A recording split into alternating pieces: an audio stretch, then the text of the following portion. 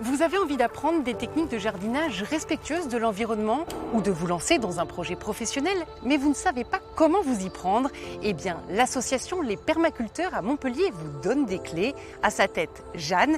Elle est ingénieure agronome et propose des formations très pratiques.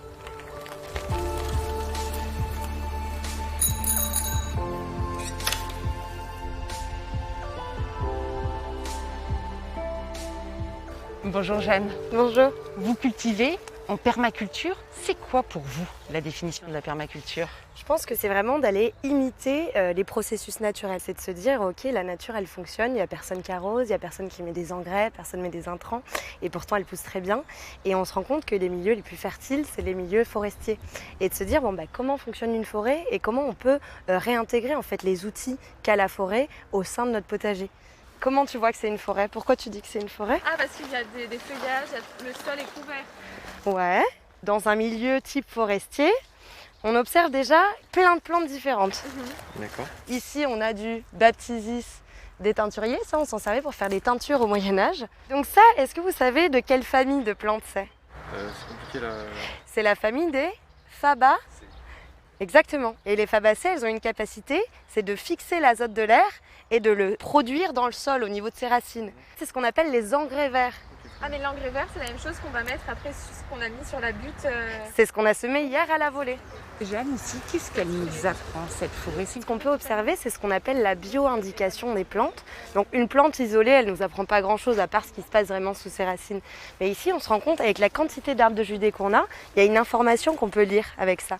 On est sur un terrain calcaire et argileux. On ne va pas pouvoir cultiver tout ce qui est agrumes, tout ce qui est rhubarbe, tout ce qui est fraise, tout ce qui nécessite l'acidité dans la culture. Donc déjà, on apprend des choses rien qu'en observant. Et ça, c'est un principe très important de la permaculture. Et cet écosystème, c'est très important de le préserver en fait. Et oui, c'est primordial. Parce qu'en fait, quand on regarde un champ agricole, un champ de blé, l'agriculteur, il va dépenser une énergie folle pour garder le stade herbe et pour empêcher la nature d'aller naturellement vers la forêt. Tous les écosystèmes en France vont tendre vers la forêt. En permaculture, on ne va pas dépenser énormément d'énergie parce qu'on accompagne la nature sans l'empêcher d'aller dans le sens où elle aimerait aller.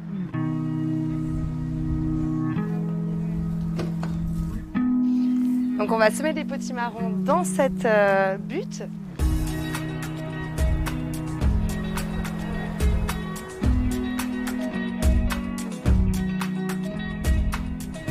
Pierre, tu peux venir ici. Margot, tu peux prendre ce coin-là. Méziane, ce coin-là. Vous pouvez prendre ce coin-là si vous voulez. Et là, on creuse pour... Exactement. Le but, c'est de faire une cuvette. Jeanne, c'est quoi là le but? C'est aussi de recréer de la biodiversité comme en forêt? Là, on va semer des potimarrons, c'est des cucurbitacées qui vont pouvoir grimper et faire de l'ombre. Et on va les associer à des fleurs qui vont pouvoir attirer les pollinisateurs. Et pourquoi tout ça s'est planté dans des carrés? Ça, c'est des buttes qu'on a créées qui nous ont permis de mettre du bois en dessous. On a recréé un sol fertile et ça nous permet en fait de bien compartimenter les différentes associations qu'on va faire. Par exemple, on peut voir sur celle-là, on a fait des associations qui sont très bénéfiques. L'œillet d'Inde, elle va permettre d'éloigner le puceron et la fourmi de la tomate. Et en même temps, ces racines, elles vont émettre des substances qui vont éloigner les vers de la tomate. Donc c'est parfait. La permaculture, c'est aussi une architecture particulière.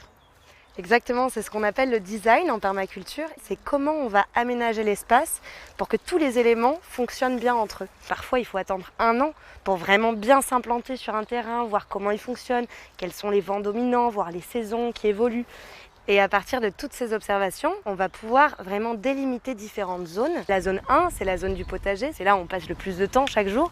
On aura une zone 2 qui va être la forêt comestible, qui va nous permettre de cultiver mais avec moins d'entretien. Et dans un design de permaculture, il faut toujours qu'on ait une zone à l'état sauvage pour pouvoir observer cette nature. Et donc c'est la zone qu'on voit nous au fond de ce terrain qui est notre source d'inspiration.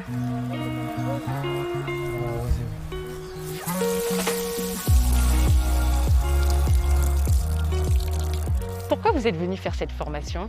C'est très simple, hein. À partir d'un moment où on en a un peu marre d'être dans un bureau, il y a eu tout de suite ce besoin de se reconnecter en fait à la nature, à la terre.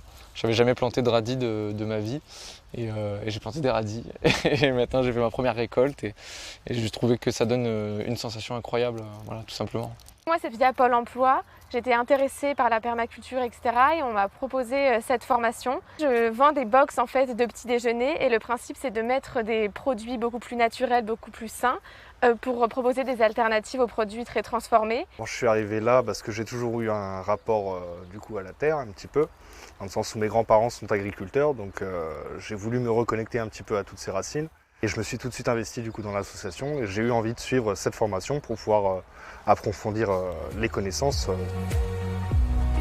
Démocratiser des pratiques agricoles saines et durables, c'est la démarche dans laquelle s'est engagée Jeanne. Elle apporte ainsi des réponses simples à la transition écologique. Si vous aussi, vous avez des idées pour préserver notre environnement, dites-le nous, c'est tout de suite qu'il faut s'y mettre. À bientôt!